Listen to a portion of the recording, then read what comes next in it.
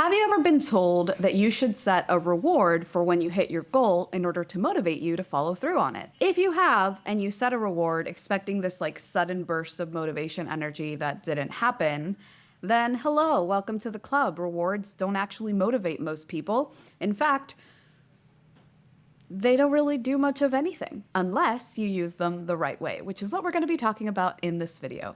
If we haven't met yet, my name is Isabel, and on this channel, we talk all about embracing your weird in order to build a better brand, business, and life. So welcome.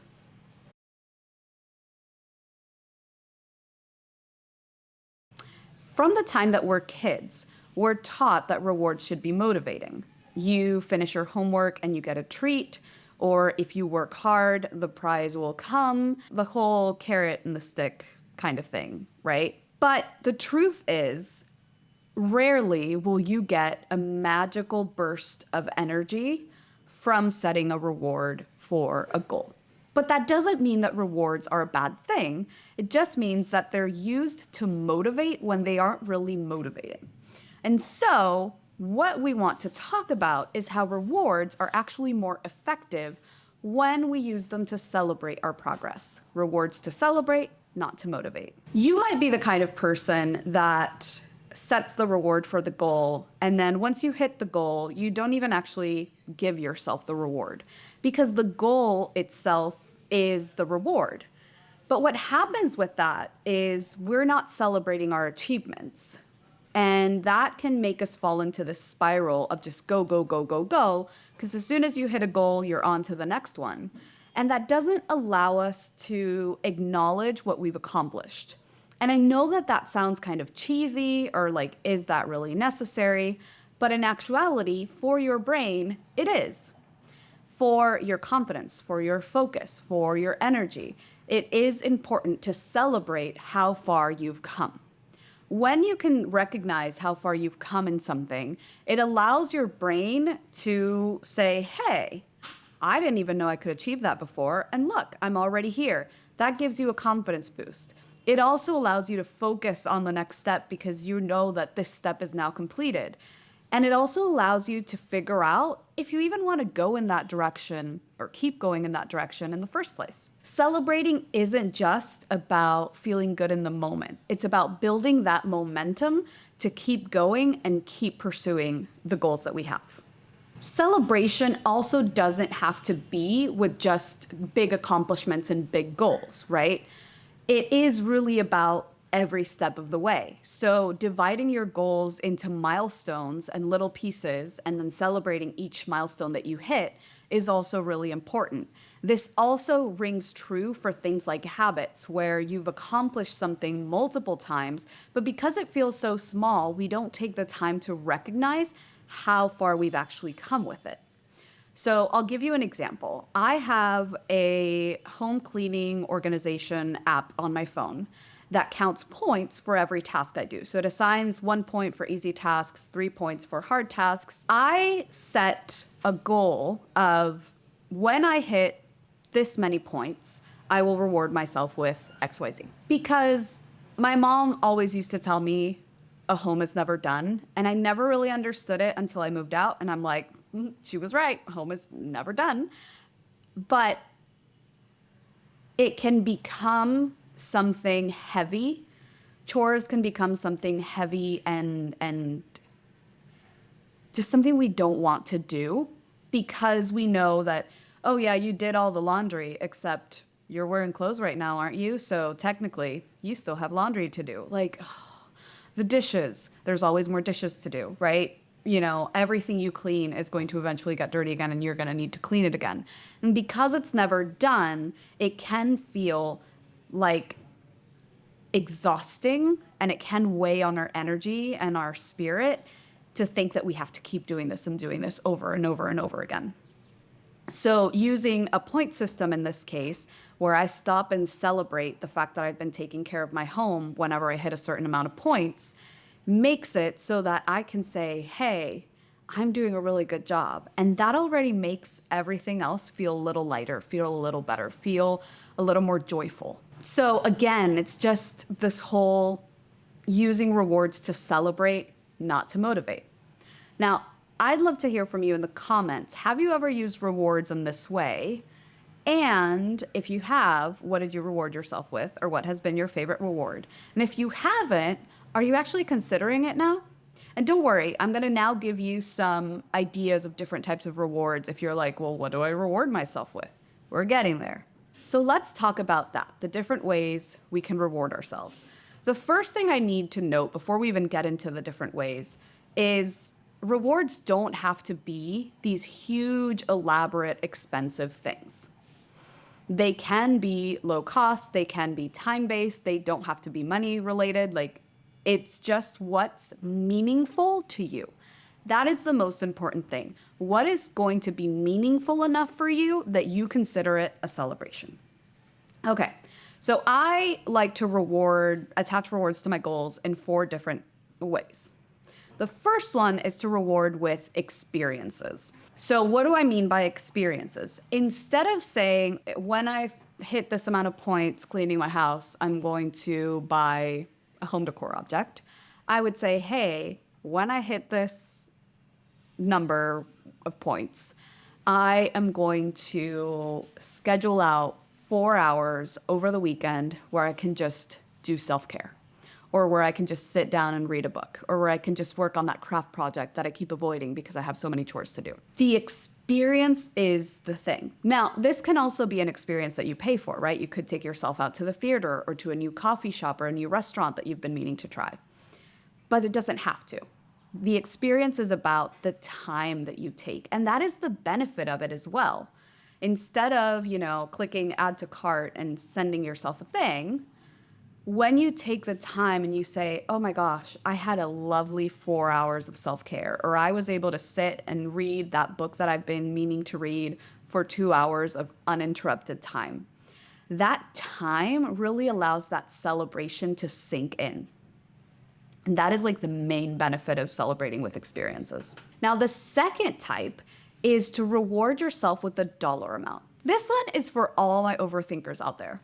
If you're like, I need to find the perfect reward because I need to figure out which one is meaningful enough, and then you're overthinking all of the choices that you have, just set a dollar amount, okay? Now, the dollar amount can be smaller or bigger depending on the size of the goal that you want to hit, depending on your own financial situation, depending on whatever you want it to depend on. There is no set money amount for this, right?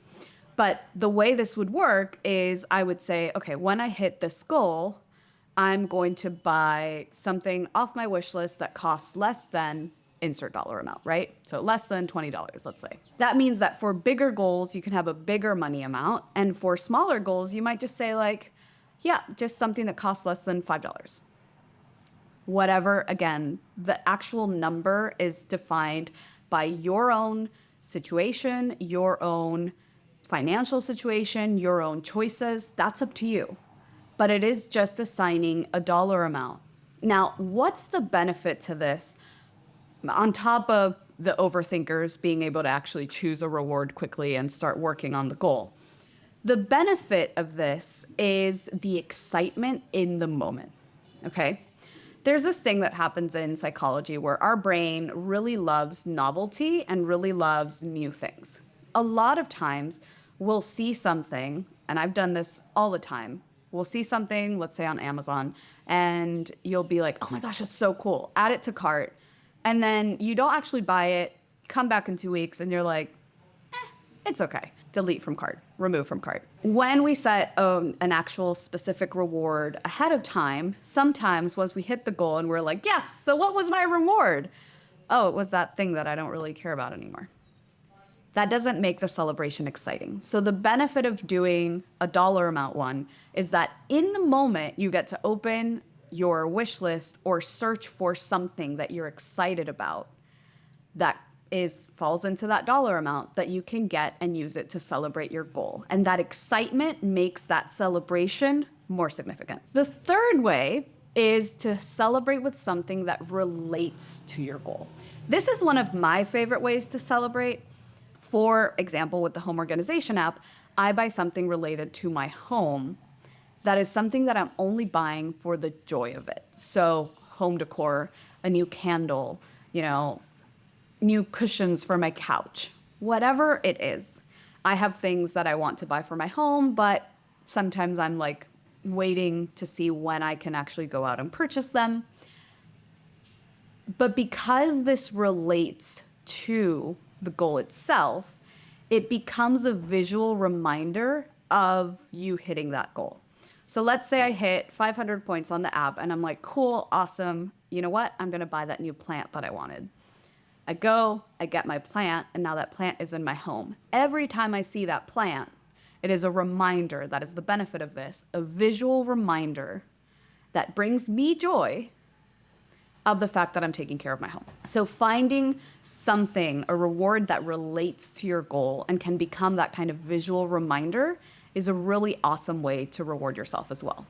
And then the final type is rewards that relate or enhance the process or the journey. Now, what do I mean by that? Again, there are some goals that are just like one and done, right? You're like, I want to hit 1,000 subscribers on YouTube. Once you hit 1,000 subscribers, you're done. Like, that is the goal. There are some that, like the home cleaning, are never going to be done because you're just going to have to keep doing them and keep doing them and keep doing them. Either way, there is a process attached to both of those goals, right? For YouTube, it is the things that you use, the tools that you use. So that might be investing in a course for YouTube. That might be getting a new camera, a new tripod, a new ring light, a new microphone, whatever it is. For your home, it might be buying a new vacuum or buying a new cleaning tool or this new cleaning product that you've been meaning to try, but that's like a little bit expensive. Again, doesn't have to be expensive. These are just examples, right? If your goal is to get better at drawing, then it might be buying new pencils or buying a new sketchbook. But the whole point of this is these things that you're rewarding yourself with for hitting a milestone in are things that are going to improve your process or enhance your journey in some way. If I have a vacuum that's like so-so, it's not great, does the job, but I would really want this, I don't know anything about vacuums, but like this really awesome vacuum that's apparently amazing, then I can reward myself with that, which means that when I keep cleaning my home, it's going to be easier, more joyful, it's going to be faster to do, so it enhances the process in the future. If I'm trying to hit a certain amount of subscribers on YouTube and I hit it and I say, hey, you know what? I'm now going to go get a new microphone, then that enhances the audio quality of my videos, which means that I now have less audio editing to do after I record. So again, it makes the process easier. It enhances the process. The benefit of this is exactly that. Because it enhances the process, it makes your life easier, it makes your life more joyful, it makes tasks go by faster, which also helps you reach your next milestone faster. Now, before I end this video, I also want to give you 3 tips for shifting into a celebration mindset, because celebrating is truly so important. Tip number 1 is to practice gratitude. Now, I know that there's probably like an exact best way to do this, but we're not overcomplicating it here. I don't care if you write this down, if you say it out loud, if you say it in your head, if you type it out on your computer, doesn't matter. But take a moment at the end of every day to be grateful. Think of 3 things that you're grateful for that happened in that same day. So we're not doing like general gratitude here. It's not like, oh, I'm grateful for my husband. I'm grateful for my job. We're doing something specific for that day. Like, I'm grateful that I got to eat the most delicious strawberries today. Tiny things, because those tiny things make up our lives. And don't get me wrong, I do the big general gratitude practices as well, but what we want to focus on and why this is a specific thing to like small things of that day is because we want to shift our mindset to always be looking for the things that we can celebrate. Second tip is to keep a list of wins. Now, this can be a daily list or a weekly list, depending on your personality, what you prefer. Again, do you have to write this down? I would suggest that you do, but even if you just run it through your head, that's still good. And what it is writing out your wins of the day or your wins of the week. What are the things that you accomplished? Now, the reason for doing this is because we are so focused on what we still have to get done that we don't take the time to say, oh my gosh, look at how much I actually did get done this week. And so that will shift your mindset into more of a like, look at how awesome I am. Look at all that I got done, instead of being focused on, oh my gosh, look at my to-do list. It is never ending. And the last thing is to create a celebration jar. Now, again, doesn't have to be a jar. I like doing a jar. You can do it any way you want. But what it is, we take a jar. Every time you have a win, you write a little note about your accomplishment and you stick it in the jar. When you're having rough days, bad days, negative days, we all have them. You take a couple pieces out of the jar and you read through them and you see the kinds of things that you've accomplished. But also, at the end of the year, you take out all of the little bits of paper and you read through all of them. And you see all of these things that you accomplished during the year. Now, there's an additional benefit to this. We will forget most of the things that we've accomplished in the year. When you write them down in the moment, you're like, I got my first YouTube video recorded. And you put it in the jar. You're like, that's great.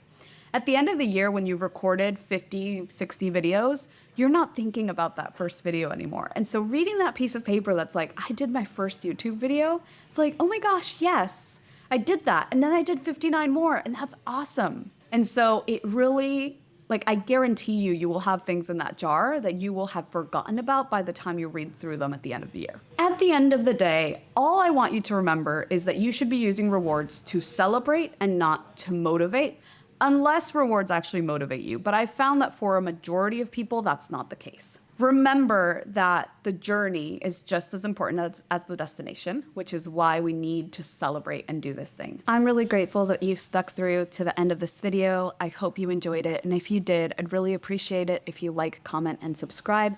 I make new videos like this every single Friday. Until then, stay wild, stay weird, and I'll see you in the next one.